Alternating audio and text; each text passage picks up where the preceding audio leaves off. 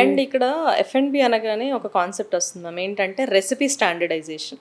అంటే ఇప్పుడు మీరు ఒక రెసిపీ ఈరోజు చేశారు అంటే మనమే మళ్ళీ చేస్తే వెళ్ళి రాదు. ఓకే.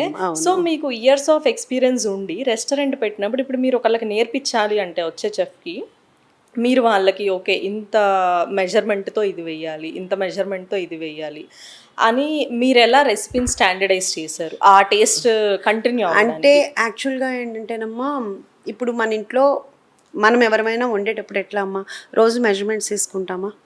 వేసుకోము కదా. వేసుకోము. కానీ ఏంటి మ్యాక్సిమం బాగానే వస్తాయి. అంటే ఎప్పుడో ఒకసారి ఉప్పు ఎక్కువ ఉప్పు తక్కువ లేకపోతే ఎక్కువ ఫ్రై అవ్వటం సంథింగ్ ఏదో పొరపాటు అయితే జరుగుద్ది, జరగదని నేను చెప్పను. కానీ ఏంటి ఇంట్లో మెజర్మెంట్ చేసుకోము. అట్లాగే ఇక్కడ కూడా మామూలు అంటే ప్రతిదీ ఆర్డరే కదమ్మా. బల్క్ అయితే మీరు చెప్పినట్టు మెజర్మెంట్స్ ఉంటాయి. ఇప్పుడు ఒక ప్లేట్ ఆర్డర్ కూడా వాళ్ళకి అంత ఇదిగా మెజర్మెంట్ ఇవ్వాలంటే మనం ఇవ్వలేము. నేను అది చెప్పటం కూడా ఏంటంటే హాస్యాస్పదం అవుతుంది. ఆటోమేటిక్గా చేసేటప్పుడు ఏమైపోతుందంటేనమ్మా, మా చెఫ్స్కి నిజంగా వాళ్ళు కూడా ఒక ఇంట్లో మదర్ కనుక పిల్లలకి ఎలా పెట్టుకుంటారో మా వాళ్ళు కూడా మన ఉషామూల్పురిస్ కిచెన్ మన మేడంకి పేరు బ్యాడ్ రాకూడదు అని చాలా హార్ట్ఫుల్గా చాలా ఇంట్రెస్ట్గా వర్క్ చేస్తారు. ఇప్పుడు వరకు అదే జరిగింది, టచ్ వుడ్. సో అందుకు ఏంటంటే మ్యాక్సిమం వస్తూ ఉంటారు, ట్రైన్ అవుతూ ఉంటారు కదమ్మా, వాళ్ళకి అలవాటు అయిపోతుంది.